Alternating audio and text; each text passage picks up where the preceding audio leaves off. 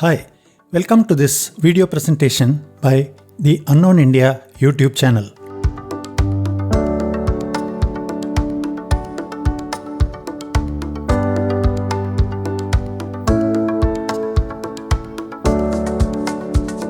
In rural Indian villages, every woman contributes significantly through her household and other chores, as also work on agricultural fields.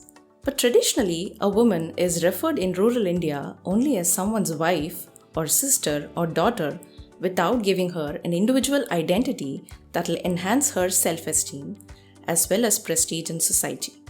Economic independence tends to be the single most important factor that gives identity to a rural woman. And rural economy is linked mainly to agriculture. The Drone Didi scheme, launched by Government of India for rural women and inaugurated by Prime Minister Narendra Modi on November 30th, 2023, seems to have realized these basic underpinnings of rural India and is causing a social revolution on a significant scale.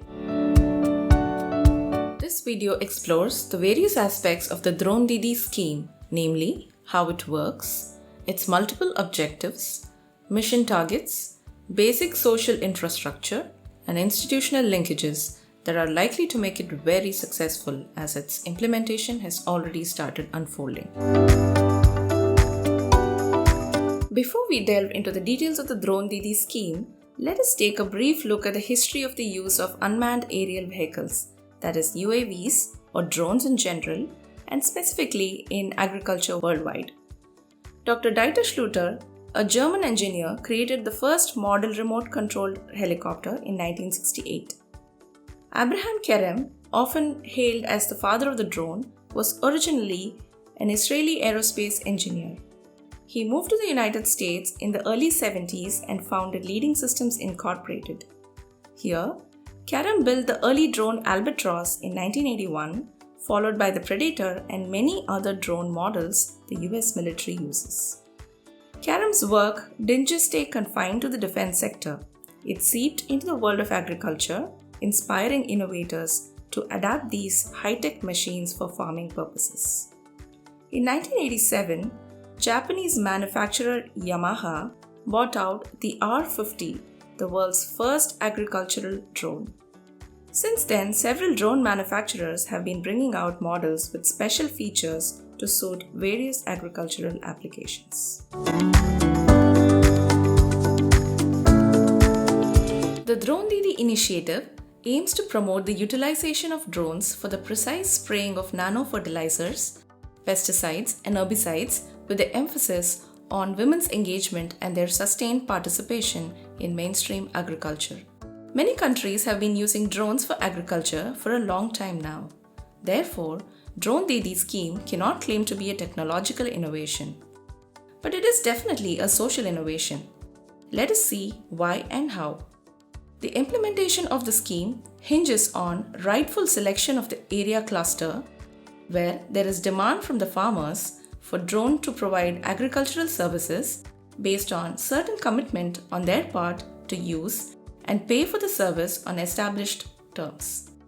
A designated committee of experts will identify appropriate clusters where usage of drones is economically feasible. Progressive women self-help groups or SHGs in the identified clusters will be selected by the committee for providing drones.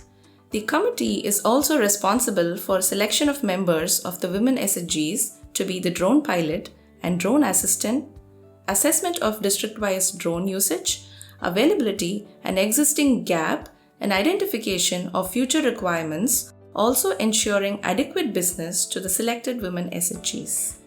We shall later on look at the organization structure of this committee, which carries out these critical functions.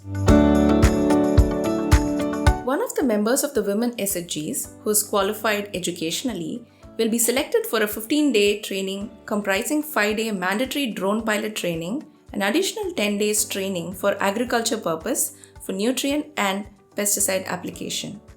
The other member or family members of the SHG with inclination to take up repairs of the electrical goods, fitting and mechanical works will also be trained as drone assistant. Considering the difficulties which SHGs may face in procuring the drones, repair and maintaining them through the drone manufacturers, the lead fertilizer company LFCs in the state or region such as Indian Farm and Fertilizer Company IFFCO will act as a bridge between drone manufacturing companies and SHGs.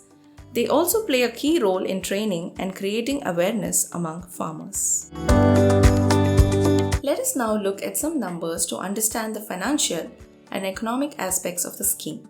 The scheme provides financial assistance to selected women's SHGs in villages and rural towns to buy drones with accessories costing approximately Rs 10 lakhs apiece by way of a subsidy of Rs 8 lakhs and a 3% interest loan for remaining Rs 2 lakhs. A budget of Rs 1,261 crores has been provided with a target of empowering 15,000 women SHGs during the 2 financial years ending 31st March 2025 and 2026. Each SHG is expected to manage around 2,000 to 2,500 acres annually, supported by close monitoring and guidance. It is expected that each drone will earn at least Rs 1 lakh per year, net of all expenses. This will be an additional income for each SHG. The scheme is aiming at achieving multiple objectives simultaneously. Objective number 1. Empowerment of rural women. Economic empowerment of rural women through the SHGs is the most obvious objective, and we have dealt with this in detail right at the beginning of this video. Objective number 2. Enhancement of agricultural efficiency. Drone technology significantly enhances the precision application of pesticides and fertilizers, transforming traditional agricultural practices. Equipped with advanced GPS and sensor technology, drones can be programmed to follow precise flight paths over fields, ensuring even and targeted application. This precision reduces the overuse of chemicals, minimizing environmental impact and lowering costs for the farmers. Objective number 3. Skill development and knowledge expansion. The scheme provides specialized training in drone technology, enabling women to acquire advanced skills in modern agricultural practices such as applying fertilizers, pesticides, and herbicides accurately, ensuring even distribution and optimal usage. Soil and field analysis is streamlined with drones, enabling detailed surveys and fertility assessments. Women can also enhance irrigation management by identifying areas needing more or less water, detecting leaks, and managing water resources efficiently. Objective number 4. Community and networking opportunities. Women can connect with supportive network of fellow participants, fostering a sense of community and collaboration. They have the chance to join forums and workshops where they can share experiences, challenges, and best practices, enhancing their collective knowledge and skills. The scheme also provides access to industry experts, mentors, and agricultural professionals, creating avenues for mentorship and professional growth. Objective number 5. Opportunities for business startups. Educated youth can launch business startups to offer services like drone training, repair and maintenance, agricultural services like crop and soil surveys, and even collaboration with drone manufacturers for supplying components, collaboration with LFCs, and liaison with local SHGs. The social infrastructure that makes it possible to achieve these multiple objectives is that of the women self-help groups, which are already well established thanks to the untiring efforts of the National Rural Livelihoods Mission or NRLM, which is the flagship program of the Ministry of Rural Development of the Government of India. There are 9 million SHGs in India. Almost 100 million women are their members. There are 14 SHGs per village. Every 8th Indian woman is an SHG member. NRLM has been building strong institutions like the SHGs to help rural poor, especially women, to provide them access to better livelihoods and enjoy financial inclusion. It is set out with an agenda to cover 7 crore rural poor households across 600 districts, 6,000 blocks, 2.5 lakh gram panchayats and 6 lakh villages in the country through self-managed SHGs and federated institutions and support them for livelihoods in a period of 8 to 10 years.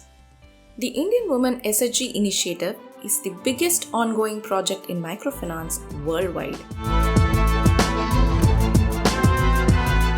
The Drone Didi scheme has strong institutional linkages such as those with lead fertilizer companies or LFCs like IFCO for drone-related services, Agricultural Infrastructure Fund in which several banks and other financial institutions participate for low-interest loan on 20% of cost of drone, oversight by a committee of experts at state level comprising State Department of Agriculture, State Mission Directorate of NRLM, LFC and representatives from the Indian Council of Agricultural Research, which is ICAR.